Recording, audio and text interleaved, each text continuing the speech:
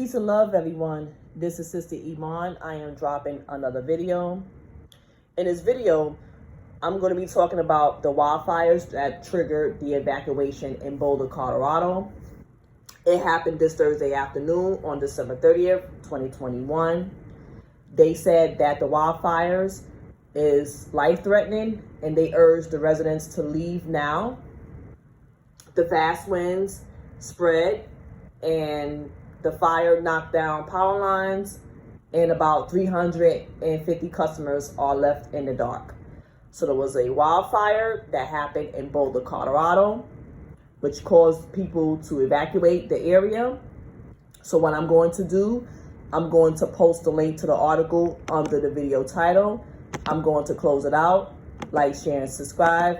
And I see you in the next video. Peace.